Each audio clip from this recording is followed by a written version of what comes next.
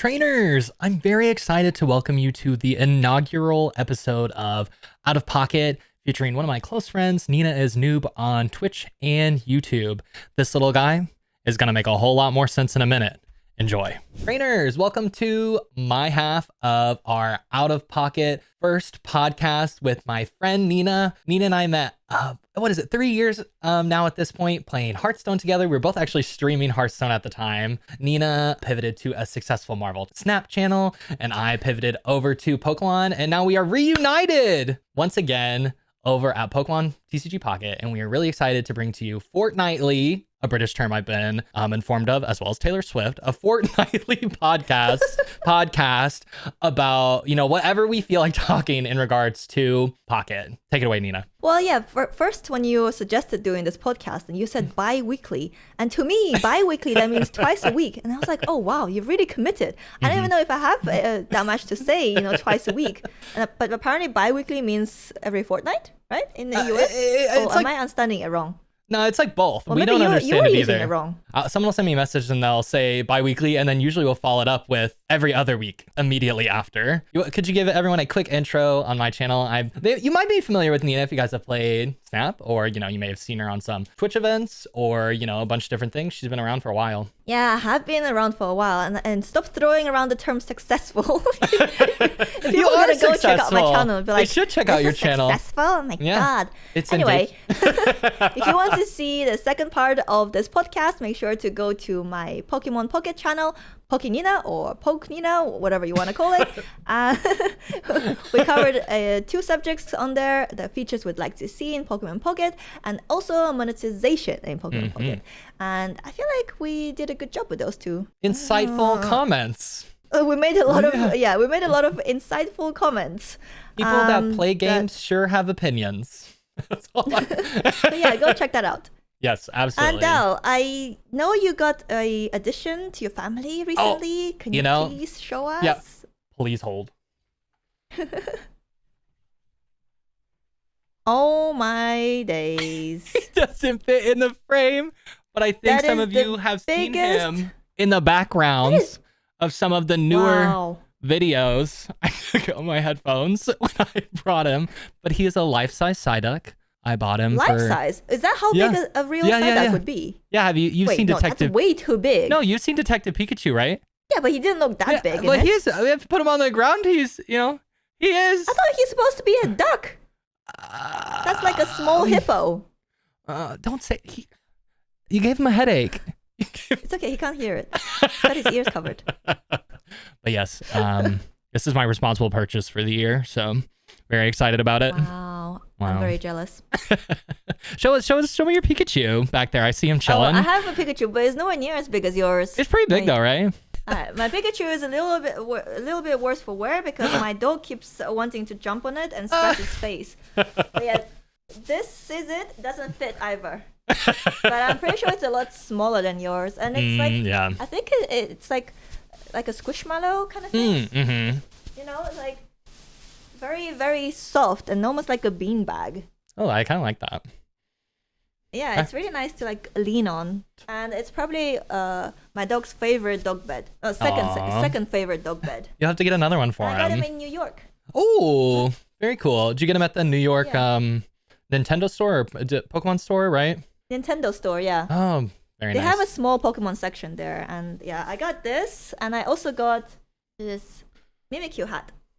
I love the Mimikyu hat. Do you like? It's cute, isn't it? Oh yeah, it's great. Is Pikachu your favorite Pokemon? Do you think, or what do you think? No, obviously not, Del. That's why I have Shinx here next to me. I forgot. Oh my god, you think it'll be obvious? It's on the screen. I know. I've got Psyduck over here. Oh, that's true. Is Psyduck your favorite? I don't think so. I think he's a good represent. I do like Psyduck a lot. I think he's very silly, very goofy. I definitely lean towards that. I think my favorite is probably Dustox, to be honest. I think I'm a bug catcher if I had to label myself as a trainer. Wait, which one? Oh. He evolves from Wurmple into Cascoon into Dustox. Shame on you. Yeah, he's a little moth. Why? I just like him. That is such a weird choice. What's your favorite Pokemon? A moth. A moth. Yeah, but he's purple. I have the little sitting cutie. Yep. I have some cards of it. I don't know. I just like it. He's my favorite. That is like, I did not expect to hear that at all. You might be unique in the world. No, other people like that one Pokemon. too. There's no way. Okay, if anyone has, what's it called again? Dust Talks. Dust Talks is your favorite Pokemon. As their favorite Pokemon, leave us a comment. Yes, I want to hear why. I want to hear your thought process behind that. Like, I love purple. Please I'm a purple explain. person. Peep the sweater, right? My light, there's you know. plenty of other purple Pokemon though. What's your favorite purple Pokemon? I hate purple. It's the worst color in the world. Ditto. That is not a good take. That is a bad take. The worst color? Hey, you asked that knowing that my least favorite color is purple. You baited me. I love purple. Okay, I know my favorite purple Pokemon. What is it? Shiny Lapras. Shiny Lapras. Okay, fair enough. There are a lot of really good purple shiny Pokemon. That is true. I just remembered that one time when I was playing Pokemon Let's Go, when you're like shiny hunting, and you have to like go back and forth between this bit, to try to get a shiny Lapras. I tried to catch it and it escaped. It escaped. In Let's Go. That's unfortunate. Is that why you don't like purple now? Because of your Lapras trauma? Maybe, Maybe that's why. I mean, I think it would make a lot of sense to me, frankly.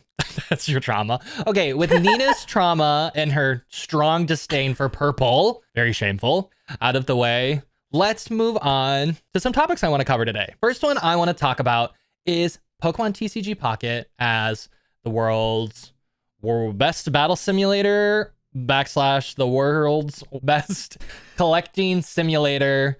I have seen an immense, and I mean it, an immense amount of discourse regarding people's feelings on how this game is supposed to be. We've heard from the developers, this game is essentially a collector's dream. They have set it up for you to be able to collect digitally in a super accessible manner, which is really cool. But what has happened, and what has happened in the creator community, is people are so focused on battling. What's your take on this? Do you think like the game is better for collecting? Do you think it's better for battling? Has it made you, want to battle because you've collected? Like, what are you feeling? Do you think creators are too focused on battling and should, talk more about what the developers intended to the game to be right now? Well, I think I definitely fall into the category of those annoying creators who want to focus on battling. Yep. Because coming from Marvel Snap, I love battling. I love the PvP aspects of the game. I love being competitive. I love kicking butts on ladder. So yeah, the battling is very, very important to me, especially for the long-term health of the game. For the player base, I think if there's nothing in the game to keep people coming back to, play the PvP mode, I feel like the player base is just going to dwindle over time.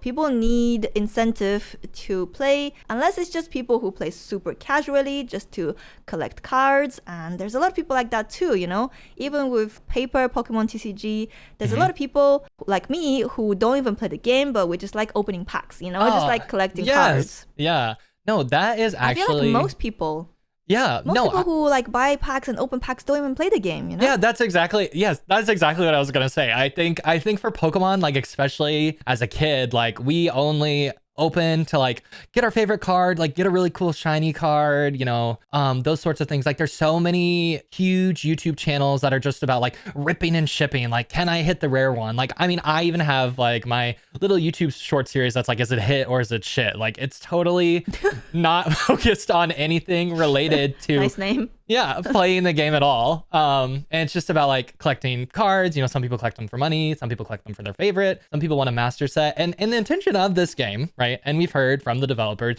was to make it a collecting simulator. But what they've included is battling. And I'm almost concerned like that was their like biggest misstep, that they even put it in here if they wanted it to be collection focused. Because now that it's in here, I want to do it. I don't play paper TCG like I have before, but it's very convoluted it's not convoluted, but it's complicated. You need access to a place to play. You need the deck you need to play. You need, sleeves to play. You need to buy all the cards you need to play. You need like the mobility, of a differently abled person to get to the facility, to, be able to run a deck and all these different things. And Pocket, it removed all of it. It took it all out and it lets me open free cards and play against people for free. So it's made me like almost like want to play so bad in the app. Like there is Pokemon TCG Live, which if you guys have ever played that, is a terrible simulator. I do not recommend it. I heard that actually. That's why I never played it. Yeah. Not just that, but also the 60 cards per deck. And, I've heard that sometimes matches can last up to an hour. Yes. It just it puts me off it. I don't want to learn something that would take up so much of my time. No, right. I agree. And this is, I feel like 10, 15 minutes, absolutely like max in regards to the length of this app. Yeah, I think we're just in a really interesting place with different folks, like different strokes for different folks. Some people are going to be just really collection focused, be really casual, continue to complain that Nina's only making deck building videos. And then other people are going to be like, I think a little bit in our end, like we discussed on the other half of this pod. Where's my ladder? Where's my competitive scene? Like, I know. I want proof that I'm better than other people at this game. Okay. Can you not do that with your collection? Brag about my rank. Your crown rare. And I want rewards as well for hitting certain ranks, Yes. No, I definitely understand that. I think I lean into that as well. Just like I said, like it makes playing so easy. Like, and now that playing's easy, I want to play. And now that I want to play, I want rewards for playing. Like, it's like such like a dirty little like pipeline. Catch 22, right? Yeah, exactly. But I think you're right about the way they marketed the game, right? Because they didn't just show, you can open 2 packs a day, you can collect these amazing cards, but they also, kind of focused on the battling aspect of the game. They said, 5-minute games that you can play, and it's really fast and it's really fast-pacing gameplay. That's why there were so many people comparing the game to Marvel Snap, and people were saying, oh, finally Marvel Snap has a rival. And Marvel Snap really, really focuses on the battling aspect. Battling gameplay in Marvel Snap is probably one of the best card game experiences I've ever had. Oh, it's amazing. Yeah, it's amazing. It's unique. The snapping mechanic, the locations with different locations. Every game is different. Every game is unique. You pretty much never get tired of it. And there's so much replayability. And it's rewarding to play ladder as well because you get all these rewards. You get to see your name on the leaderboard if you manage to get high on the leaderboard. So yeah, it's just a really fun experience. Absolutely. We're not going to talk about like monetization and card acquisition. The game, Marvel Snap has its own problems. But I feel like in terms of battling, Pokemon Pocket really falls short. It's not really something you can compare with Marvel Snap battling-wise. The battling is very, very simplistic, in my opinion. Like, I've never played the Pokemon card game myself, but after playing about like 10 games, I felt like, oh yeah, I can do this. It's not too difficult. Yeah, I can handle this. Whereas for Marvel Snap, it took me like a few weeks before I felt comfortable. It's just there was so much to learn. There was all these different locations, but it could be because we've only had one full set in Pokemon Pocket, right? There's only a few cards. There's only a few supporter cards as well. I feel like most decks at the moment are quite similar in terms of the supporter cards you have. Every deck has Pokeball, has Professor's Research, has Sabrina, has Giovanni, and these I feel like are 4 must-have cards, and that's already 8 cards. 50, yeah, it's 20. Like 50% of your deck. Yeah, basically. So that's like half your deck is already decided. Yeah. And I feel like every deck you build, you just put those 4 supporter cards plus some Pokemon you want to pick, and that's it. It just feels very simplistic at the moment. And maybe when we get more cards, in future expansions, the gameplay will become more complicated and deep. Yeah, I think I agree. I have a question for you. Has playing Pocket either A, made you want to collect more cards? Because I know you've collected cards recently. Or B, has it made you want to play the full version of the game now that you kind of have this like simplistic taste? Or neither? Or is it none of those things for you?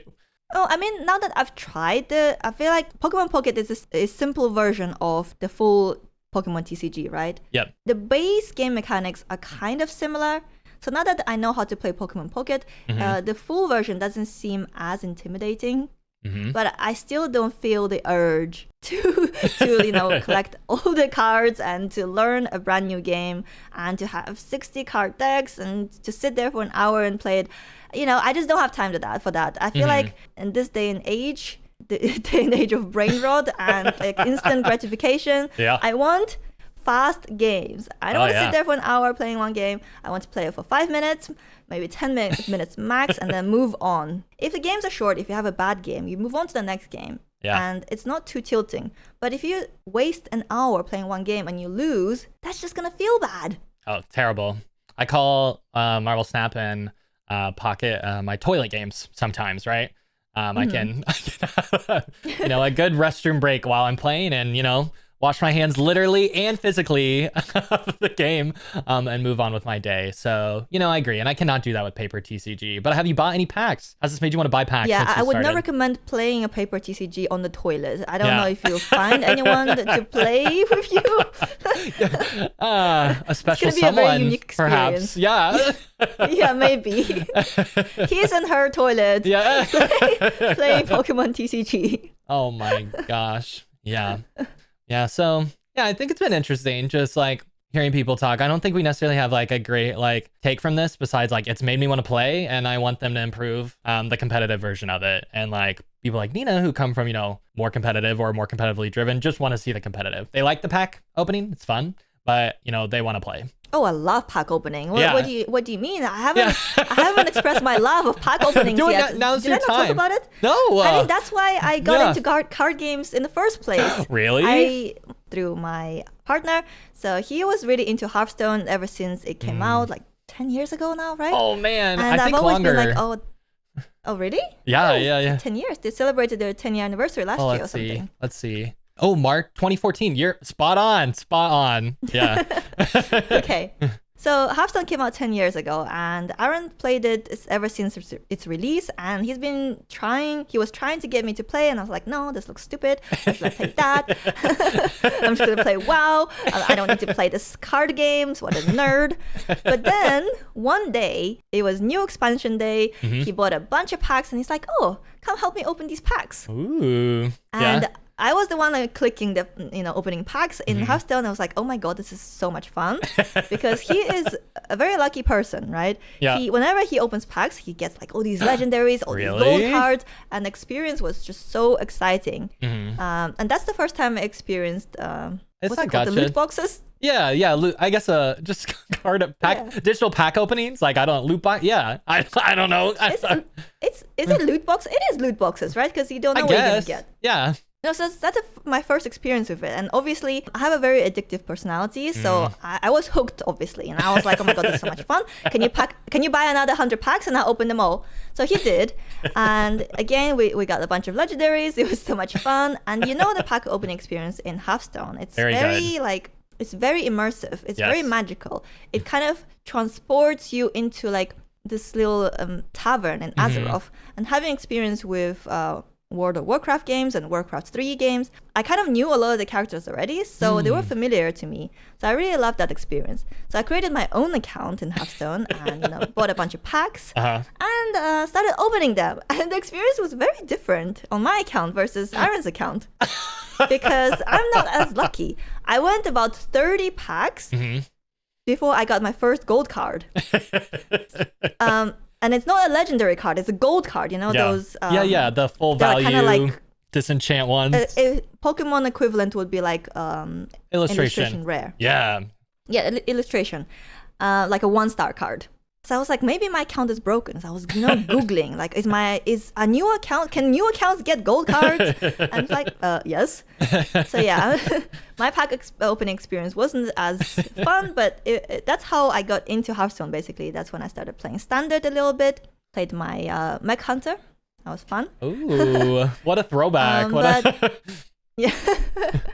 I didn't really get into it that much. I think I stopped playing after a bit.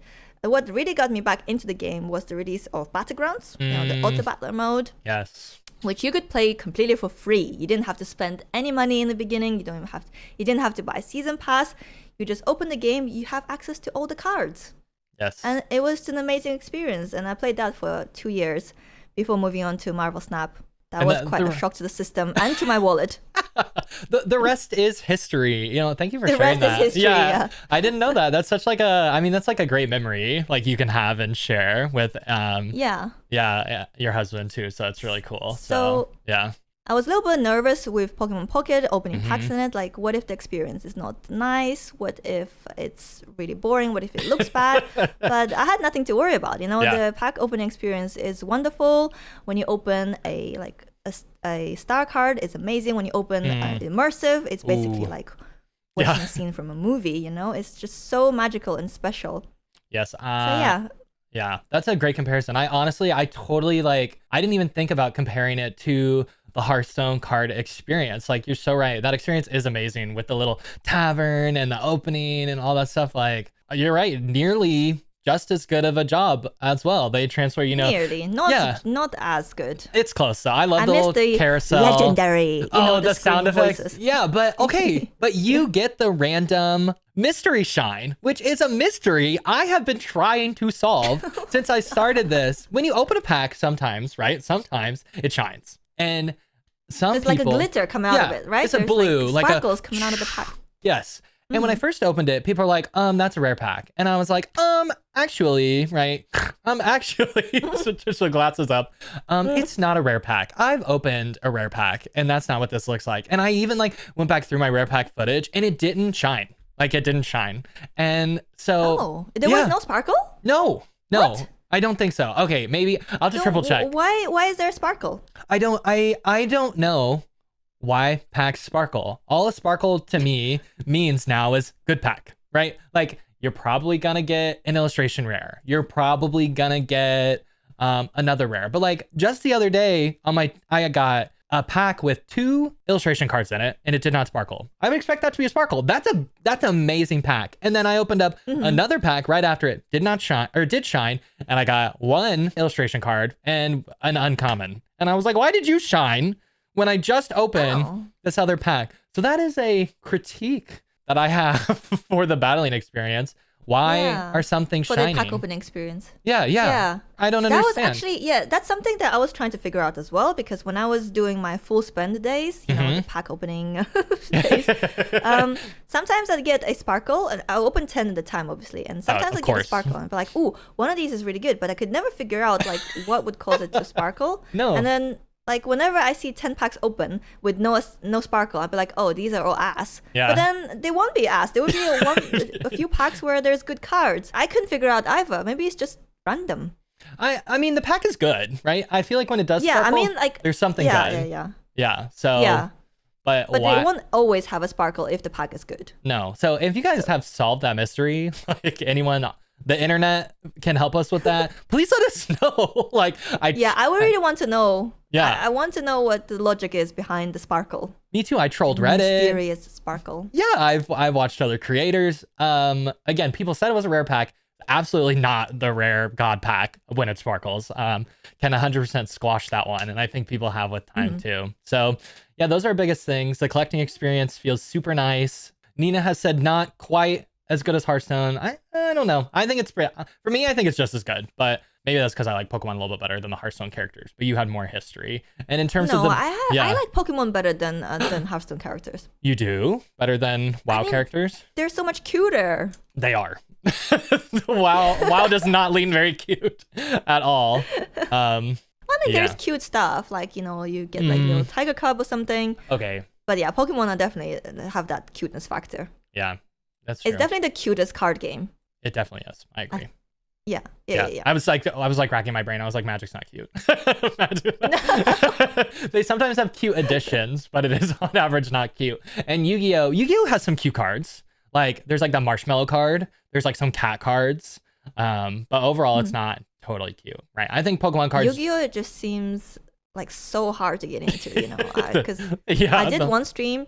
It was like a sponsored stream. Yeah. And I felt so out of it. I had no idea what I was doing, so confused. Someone like I got killed on turn 1. Like I didn't even do anything. I just sat there and watched him do this combo for like 5 minutes, and then I lost. Like what? Yeah, I haven't. What kind of game is this? I haven't played a lot of Yu-Gi-Oh. I played like when I was a kid with like, school ground rules. I'm going to lock it in. Cutest card game. I agree. With enough yapping about battling and collecting. The next thing I would like to cover today is our favorite decks and some underrated cards or some overrated cards as well. Nina, the competitive queen herself. What is your, favorite deck right now that you're rocking and rolling with? I only really play one deck. And one deck? Yeah, it's like the most pay to win deck in the game, the Mewtwo Gardevoir deck. Okay. At the moment, at least. Before that, I did, try out a bunch of decks. I tried the, Pikachu EX deck. That was also fun. And I also tried out, that super meme deck with Articuno, Starmie EX, with Misty, where you try to basically finish off your opponent on turn 1. Yeah. Have you tried just 2 Articunos where you're like guaranteed? Yes, that's the one I tried first. Just 2 Articunos and a bunch of supporter cards. Yeah. So you're guaranteed to draw Articuno EX. You always draw your Articuno EX, right? You hope that you draw your Misty on turn 1. You hope your opponent only has 1 active Pokemon, no bench Pokemon. You hope you win your coin flips. So you get 3. If you get 3 heads with Misty, maybe win the game on turn 1, which hasn't happened to me yet because I think, you know what? I think the Misty coin flips are rigged. You do?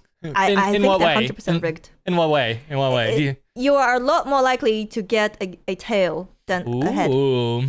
Let's all put on our tinfoil hats here for a minute for Nina. No. While she, I 100% believe you have that. any maths you can bust out on this one? Or... Yeah, I have those 10 games I played, with Misty. And I think I got heads once.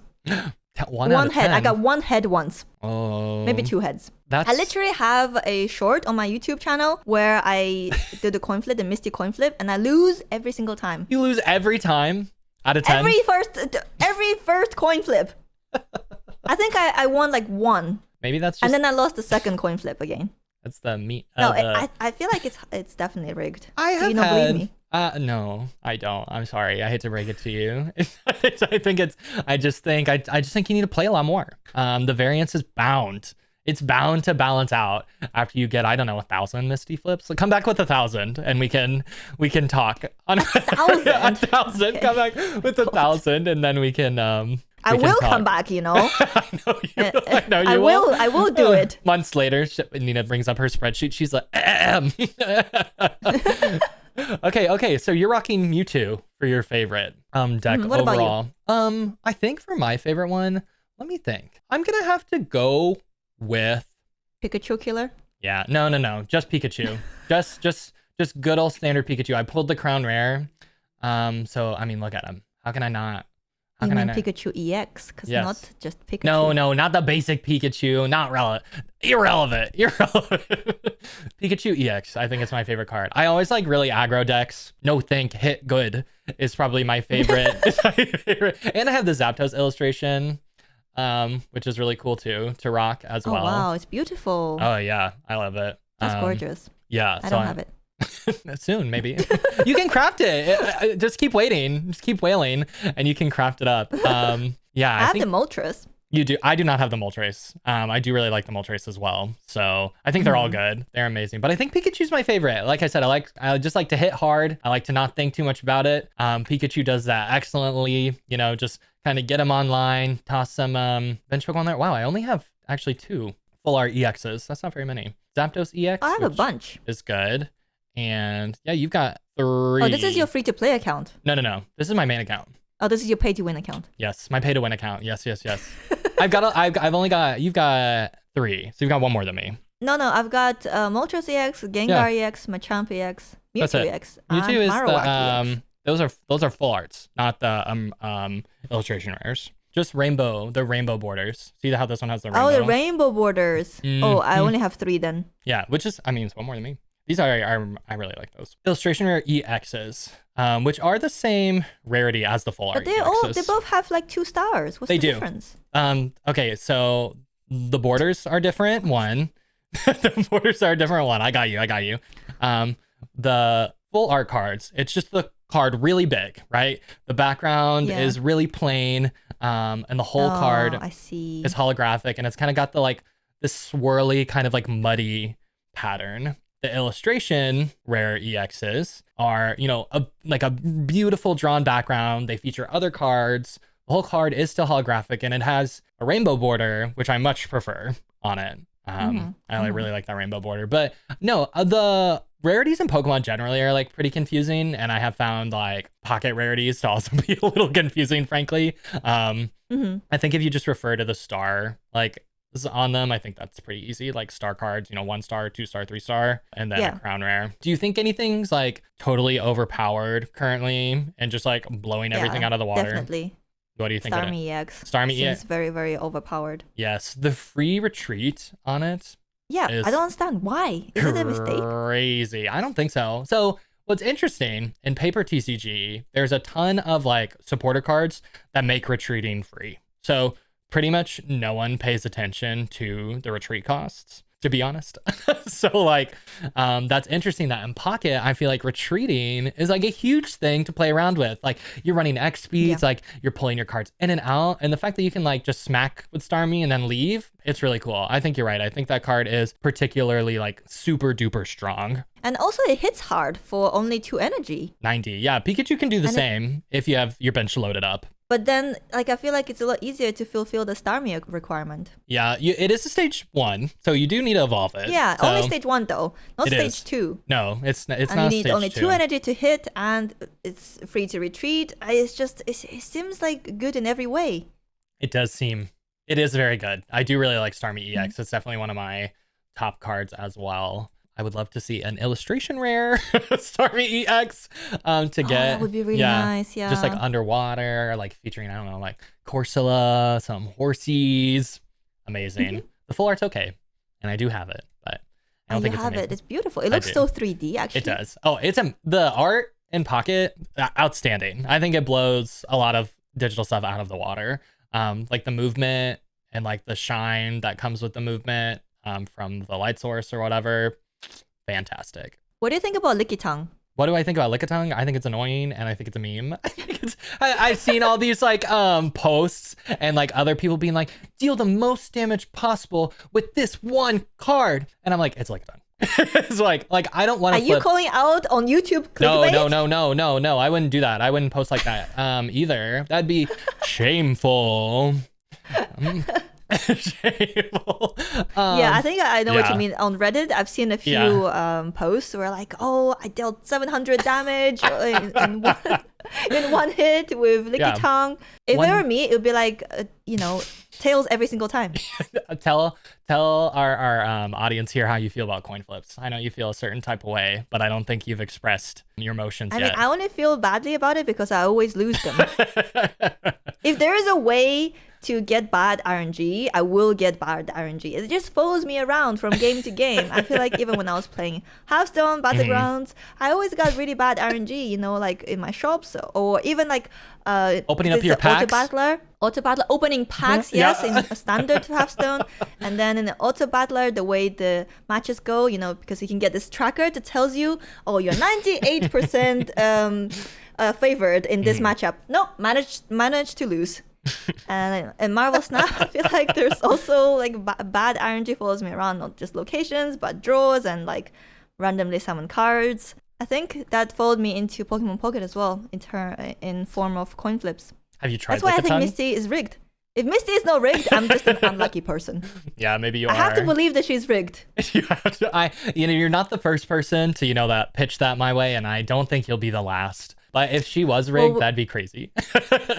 Well, there's no evidence to suggest that she's not rigged. Or the other way around, Miss Survivorship bias. Well, let's go on Reddit to see if there's anyone we'll go to Reddit. The answer to all of our content creation the best source of information, the most accurate source of information for everything. I also hate Kangaskhan. I put Kangaskhan in a deck the other day when I made a video, and I was like, oh, let's get a little bit of chip damage in. And I feel like I swear to God, I hit like 13 tails in a row. And I was like, this thing is trash. What was the point of rigged? Yeah.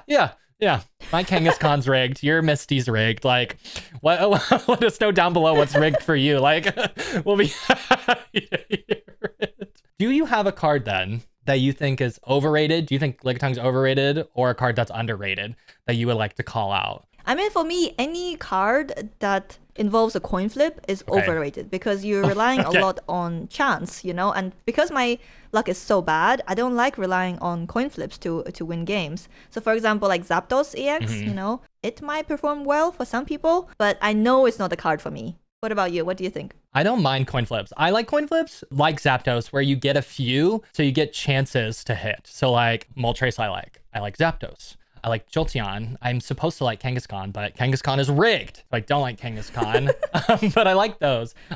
Misty is very strong when you hit, but when you miss, it feels terrible, which is kind of interesting. But when you hit, it feels really good. So like, a little bit of dopamine pack hit energy there. But in terms of consistency and how I like to play, I definitely lean towards the ones where you flip a few, like Moltres and Dragonite and, Jolteon, Zapdos, those specifically. Now, I want to know how you feel about Dragonite then, because that's kind of like, I think one of the most interesting cards in Pocket right now, because it uses digital only mechanics. It's random when it hits. It's, those are all coin flips and it's dealing 50, but it can also overkill. I have to be honest, I haven't played Dragonite, so I just opened him up to read the ability. You haven't played the Dragonite deck? I told you I've played 4 decks when I started this game, right? I played the Pikachu EX, I played the Articuno, the meme deck, and then another version of it is Articuno plus Starmie, and then my Mewtwo Gardevoir deck. I play the best decks in the game. I don't play these meme decks. These meme decks, yes. Yeah. Let me just read it. Give me a second. Yeah. Read it out loud. Wow. Yeah. That seems very strong, but it does cost 4 energy, which is a lot. It does, and you have to run 2 colors, which is also... Oh yeah, you have to run water and lightning. Yeah, have you played around... No, you haven't played around with a dual color deck. No, I've never played a deck where you combine different types of Pokemon, because the energy generated in your energy zone is random, right? So totally random. You can get really unlucky. Super. There's some people... I'd rather cut out that another part that could screw me over out of the equation. I've seen a third variant of this where people even run 3 colors. They toss Weezing in, and they don't just use Weezing as a body. They will also run 1 Psychic. So they add like another layer of or not Psychic Dark. They add another layer of variance to it. I really don't like that version at all, but I've come up against it several times. Yeah. Wait, so Dragonite is dragon type? Yes, but there's no dragon energies. They're dragon types in paper as well. There's water and lightning then. Yeah, and there's no dragon energy in the paper either. So it's just like... So what would a Dragonite deck look like? So the one I like the best that I don't think everyone will agree with is I run 2 Snorlaxes to just be like a really big wall. So I can load up Dragonite with the appropriate energies I need. Like I'm not Snorlax is for retreat, so it's kind of you're just shoving it up there, expecting to lose a prize, and loading up your Dratini Dragonair. So like an ideal start would be like Snorlax in the active spot, Dratini on the bench, a water energy, and like a lightning energy on standby for the next turn. I also like to run Drowsy and Hypno in this deck too, as another stall component. So that's my version of it. I saw the biggest Reddit thread ever talking about how Snorlax is noob bait and how it's absolutely atrocious. And I was like, the point of the deck is to not attack with Snorlax. You're not doing anything with Snorlax, but throwing him up there and letting him soak up like 2, 3, 4 attacks. Like it'll soak up a lot, like because of the big body. Unless you're facing a Mewtwo deck. Right. Well, but it takes so many turns for them to get that online, right? And you're only losing a single prize. It depends on how fast they can get the Gardevoir, yes. but yeah. Yeah, but that's how I like to run it. I tried a few variations. One that I thought was going to be like really fun and cool was like a Jolteon and a Vaporeon in it. Like a little... Oh, that sounds interesting. Yeah, it didn't work. No. Is there such thing as Eevee deck? There isn't, is there? Jolteon is good. I really like a Jolteon deck for a cheap lightning deck. You flip 4 coins and they do 40 each time. So you can knock out Mewtwo EX, which is really cool. And I've done that a few times, but Vaporeon's not super good and neither is Flareon. I've tried variants on all 3 of those, but that's how I like to run my Dragonite deck. I don't think I would call him B+ tier. Like he's really strong, single prize, but the 2 energy is really tricky. And everyone hates me for running Snorlaxes. They think I'm the worst. So I'm not sure. What if they just refuse to knock your stuff out? Like, what if they just don't knock out your Snorlax? Then you're stuck, right? You can't retreat. They can, what if they just wait until they get like 2 Sabrinas and they use Sabrina and then they use Sabrina again? Yeah. And knock out 2 of your 1 EX, 1 normal. Yeah. Does Dragonite count as EX? No, it's a standard. Yeah, it's just a 1 prizer. Yeah, I've run into that, but like if you don't have stall for Dragonite, I just don't think like it's worth running because you need time. Because you need 4 energies, you need to draw 3 specific cards. And you need lightning and water energy. That's my argument for it, but I have like... Yeah, that's true. You do need like a tank. Yeah. So you're basically just throwing a poor Snorlax to the wolves, right? You don't care about him at all. No. He's just there. He's just there to die. Yeah, and same with Hypno. Hypno's there to just let me get my right energies and maybe give me an extra turn.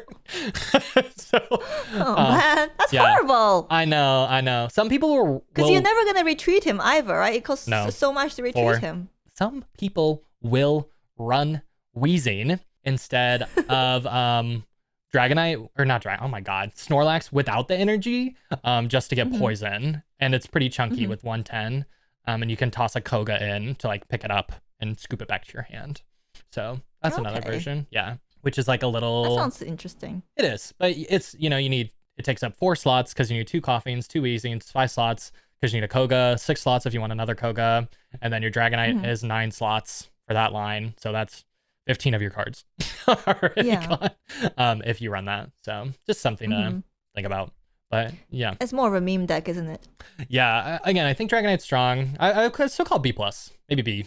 I don't think it's bad. I feel like it's just too much effort for not a lot of return, because you can just play a much easier and stronger deck. Why go through so much trouble of making it more difficult for yourself? Because there's so many different strategies you can do, but I don't feel like they're not viable. They're just not strong at the moment, so people don't do them. Dragonite pretty. Dragonite illustration card pretty. That's why I want to play with my pretty card. But I want to play with my pretty Dragonite. No. I really think that's why people are running Dragonite. He's like such a flagship card.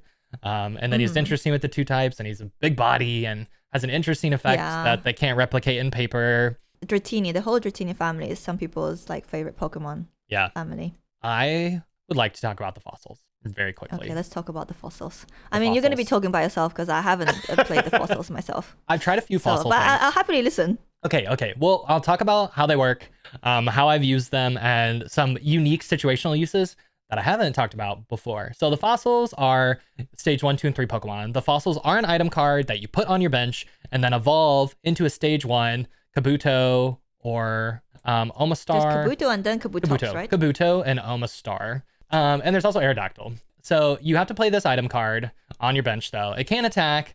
You can discard it whenever you feel like it, and it can't retreat. And I don't think you can put energies on it. So those are the fossils. I think Kabutops is pretty interesting because you only need 1 energy to deal 50 damage.